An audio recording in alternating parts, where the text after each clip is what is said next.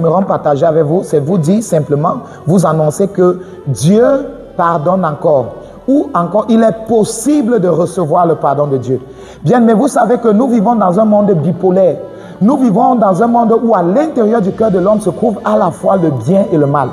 Où à l'intérieur du même cœur de l'homme se trouve parfois notre propre volonté qui résiste à la volonté de Dieu. Et cela parfois dans notre conscience. Nous connaissons dans nos consciences que nous ne devons pas faire telle chose, mais nous le faisons. Pourquoi? Parce que le cœur de l'homme est devenu mauvais. Ou à l'intérieur du même cœur de l'homme, parfois a presque disparu la volonté de Dieu. Comme si, il y a des personnes parfois que c'est comme si elles ont perdu leur conscience. Où le bien a pratiquement disparu du cœur. Pourquoi? Parce que le cœur de l'homme est devenu mauvais. Il est étonnant de voir, bien aimé, et quand je dis cela, certaines personnes vont peut-être croire que j'exagère. Non, je n'exagère pas. Il est étonnant de voir avec quelle passion certaines personnes se plaisent à faire ce qui est mal aux yeux de Dieu. Il est étonnant de voir avec quelle créativité, avec quel amour certaines personnes se plaisent à produire des choses qui vont irriter le Seigneur, qui vont attirer le jugement de Dieu dans leur vie. Alors que l'heure du jugement n'est même pas encore arrivée pour eux. Mais ces personnes le font, non seulement ils le font, mais ils le font avec passion et plaisir. Vous voyez, il est étonnant, bien aimé, de voir avec quelle créativité certaines personnes se plaisent à faire du mal à leurs prochains, à leurs frères, à leurs soeurs, à leurs membres de famille, à leurs amis. C'est véritablement étonnant, bien aimé. C'est la raison pour laquelle Satan, qui autrefois était un mythe, où on ne pouvait même pas croire que Satan existe et tout ça, est devenu une réalité réelle et tangible, visible au travers de l'homme, à partir de ses actions, bien aimés, à partir des choses que nous faisons. Satan, qui autrefois on ne savait même pas qu'il existe, est devenu visible. Pourquoi? Parce que le cœur de l'homme a reçu une mauvaise sémence. Le cœur de l'homme a développé une mauvaise sémence. Et ce n'est pas étonnant, bien aimé, que la sagesse a parlé dans les temps anciens. Et cette même sagesse parle encore aux fils des hommes dans cette génération, dans cette saison, en leur disant, garde ton cœur plus que toute autre chose. Garde ton cœur. Proverbe 4, verset 23. Garde ton cœur plus que toute autre chose, car de lui viennent les sources de la vie. Mais l'homme a rejeté ce conseil. L'homme a rejeté la sagesse divine qui lui était donnée. Alors c'est pour ça que l'homme est devenu une mauvaise source. L'homme est devenu une mauvaise fontaine, un mauvais arbre qui ne sert à rien d'autre d'être coupé et jeté au feu. C'est ça que nous sommes devenus, bien-aimés.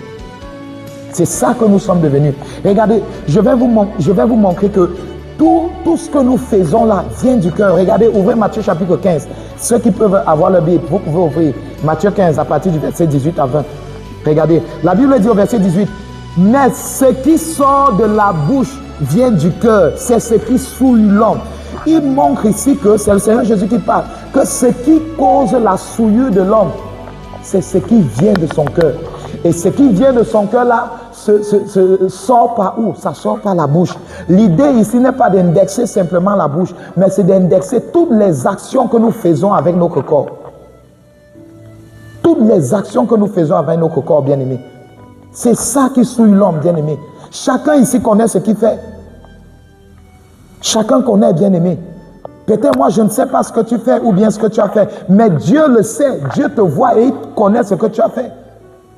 Bien-aimé. Il dit que les causes de ce mal, de ce péché, bien-aimé, de ces mauvaises actions que nous posons parfois, c'est à cause du cœur. C'est le cœur qui est malade. Regardez le verset 19. Il dit, car c'est du cœur que viennent les mauvaises pensées, les meurtres, les adultères, les impudicités, les vols, les faux témoignages, les calomnies. Voilà les choses qui souillent l'homme. Bien-aimé, ces choses que nous posons parfois à l'extérieur montrent simplement que le cœur est tombé malade. Et laisse-moi te dire, bien-aimé, aussi longtemps que ton cœur est malade, ta vie sera malade. Aucun homme bien-aimé ne peut vivre au-delà de ce qui est à l'intérieur de son cœur. Aucun. C'est l'état intérieur de ton cœur qui définit les actions que tu poses à l'extérieur. C'est pour ça qu'il y a plusieurs personnes qui vivent dans l'hypocrisie. À l'extérieur, il est bon, mais à l'intérieur, il est mauvais. Et tu le sais, et Dieu le sait. Mais bien-aimé, il y a une bonne nouvelle. Et c'est cette bonne nouvelle que je vous annonce ce soir. La bonne nouvelle, c'est que Dieu pardonne encore. Sachez-le que dans cette condition où le cœur est malade, c'est le jugement qui attend les hommes. C'est la condamnation. C'est l'enfer qui attend les hommes. Mais bien aimé, ce n'est pas le but de Dieu. Parce que la Bible déclare que tous ont péché et sont privés de la gloire de Dieu. Dieu nous a destinés à sa gloire.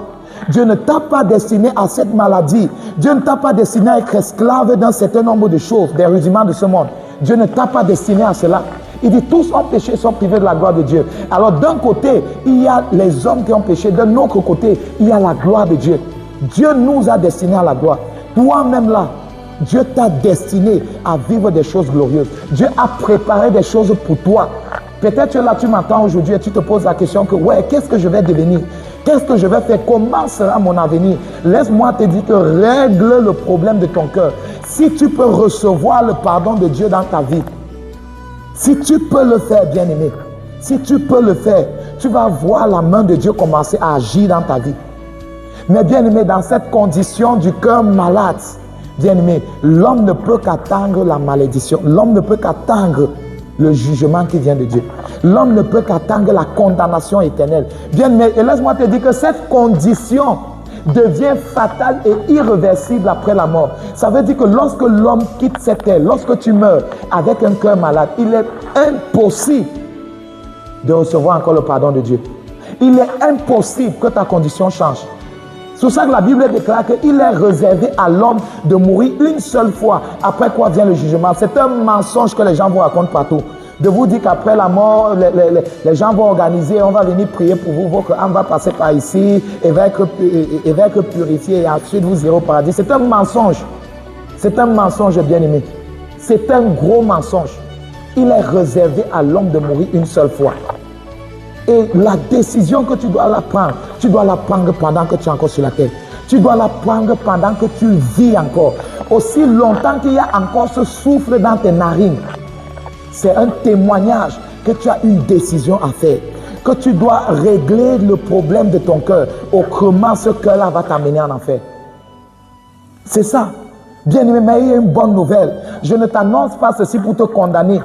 Mais je t'annonce pour t'interpeller à chercher la solution. Et je t'annonce également la solution pour te dire qu'un jour, que c'est possible de recevoir encore le pardon de Dieu. C'est possible d'être pardonné. Pourquoi? Parce qu'un jour, il y a un homme qui a marché sur cette terre. Il y a un enfant qui est né. Il est né d'une vierge. Il a grandi. Il a marché sur cette terre. Et il n'a pas connu de péché. Cette personne-là, un jour, a été arrêtée. Et en allant, a été arrêté par des personnes qui détestaient son enseignement, par des personnes qui détestaient les valeurs dont il prônait. Cette personne a été arrêtée. Et en allant mourir, bien-aimé, il a porté les fautes de toute l'humanité. Il a porté les fautes de tous les hommes. Il a porté chaque faute que tu as commise. Il a porté la mauvaise nature de ton cœur.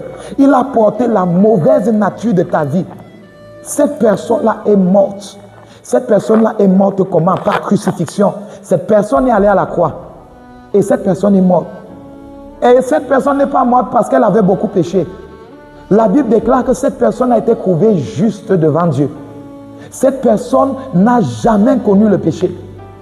La Bible déclare dans 2 Corinthiens chapitre 5 verset 21 que celui qui n'a point connu de péché, Dieu l'a fait devenir péché afin que nous devenions en lui justice de Dieu. Il n'a pas connu de péché. Mais à la croix, il a reçu le châtiment de toutes nos fautes. Regardez, je vais vous lire un petit passage dans Ésaïe 53 à partir du verset 4. Regardez ce que la Bible déclare. Il dit, cependant, ce sont nos souffrances qu'il a portées. C'est de nos douleurs qu'il s'est chargé. Et nous l'avons considéré comme puni, frappé de Dieu. Vous voyez ce qui s'est passé. Cette personne a été punie. Cette personne a été frappée de Dieu. À cause de quoi? À cause, il a porté nos souffrances. Il a porté nos douleurs. Et laisse-moi te dire que ce sont aussi tes douleurs qu'il a portées. Ce sont aussi tes souffrances qu'il a portées. Regardez, nous l'avons considéré comme puni, comme frappé de Dieu, humilié. Mais regardez, oh là là. Oh, mais il était blessé pour nos péchés. Oh my God. My God. Il dit à cause de nos péchés, cette personne a été blessée. blessé pour nos péchés, brisé pour nos iniquités. Il dit le châtiment qui nous donne la paix est retombé sur lui, est tombé sur lui. Ça veut dire qu'il y a une paix qui est disponible pour toi. Je viens t'annoncer qu'il y a une paix qui est disponible pour toi qui m'écoute aujourd'hui. Il y a un salut qui est disponible pour toi. Il y a un pardon qui est disponible pour toi. Parce qu'il y a une personne qui a fait le travail. Il y a une personne qui a fait le travail pour toi. Il dit le châtiment qui nous donne la paix est retombé sur lui. Et c'est par ces meurtrissures que nous sommes guéris. En d'autres termes, à cause de ce que cette personne-là a fait, la grâce de Dieu peut s'étendre dans ta vie et aller même jusque dans ton corps pour retirer la maladie. Il dit par ces meurtrissures, nous avons été guéris. Bien-aimé, je veux t'annoncer qu'il y a plus de 2000 ans que cette personne a fait cela. Il y a plus de 2000 ans que cette personne s'est humiliée et a souffert, mais pas pour lui, pour toi et pour moi. Pour toi et pour moi. Moi, j'ai cru à ça et j'ai été changé, j'ai été transformé. Pour toi et pour moi. Tu veux connaître le nom de cette personne? Tu veux véritablement connaître qui a fait cela pour toi? Parce que je suis sûr que lorsqu'on parle comme ça, la question qui pourrait surgir dans ton cœur, pour ceux qui ne connaissent pas encore, c'est que qui est cette personne qui a fait cela pour moi? Qui est cette personne qui a porté mes fautes? Qui est cette personne qui a porté mes iniquités? Qui est cette personne par qui je peux recevoir le pardon de mes péchés? Cette personne s'appelle Jésus, le Christ de Nazareth. Il s'appelle Jésus, c'est le Christ de Nazareth. Pour plusieurs personnes, lorsque je prononce le nom de Jésus, certains vont dire « Ah, c'est un imposteur ». Pour plusieurs personnes, Jésus, c'est un imposteur. Pour d'autres personnes, c'est un prophète. Pour d'autres personnes, c'est un grand penseur ou un grand maître ou l'un des maîtres de ces sciences exotériques et mystiques. Mais pour nous qui croyons, Jésus est notre Seigneur et il est notre Sauveur. Et je viens te dire aussi qu'il peut être ton Seigneur et ton Sauveur si et seulement si tu crois. Si et seulement si tu crois, il peut être ton Seigneur et ton Sauveur. Je ne viens pas te forcer à changer ton opinion, mais nous venons simplement vous annoncer que vous pouvez recevoir le pardon de Dieu. Et ce pardon de Dieu se reçoit uniquement en une seule personne. C'est en croyant en Jésus-Christ. Alors Jésus, en faisant cela, il n'a pas demandé ta permission. Il n'a pas demandé même ton autorisation. Je t'ai dit, il y a plus de 2000 ans qu'il a fait. Nous sommes en 2026 aujourd'hui.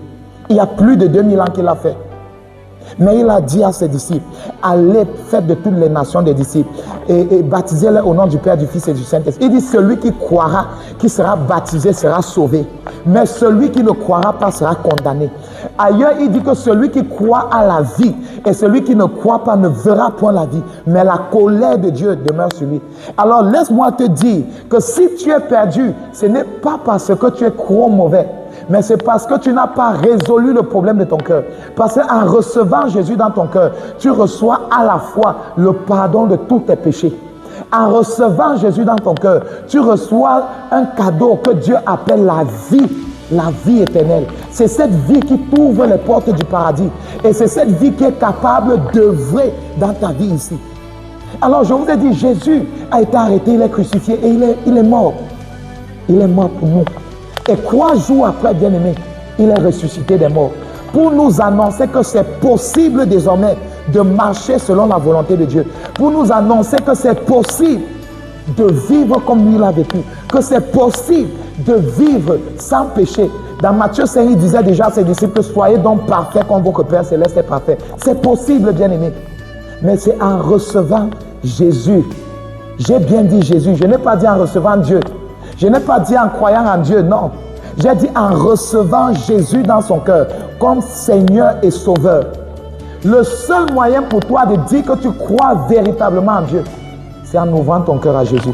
Et laisse-moi te dire, Jésus ne te condamne pas, Jésus ne te rejette pas, Jésus ne te déteste pas. Même s'il déteste les actions qui sont posées, que tu fais avec ton corps, que tu fais avec ta bouche, même s'il déteste les pensées que tu as à l'intérieur de toi, la personne que tu es même, il ne te déteste pas.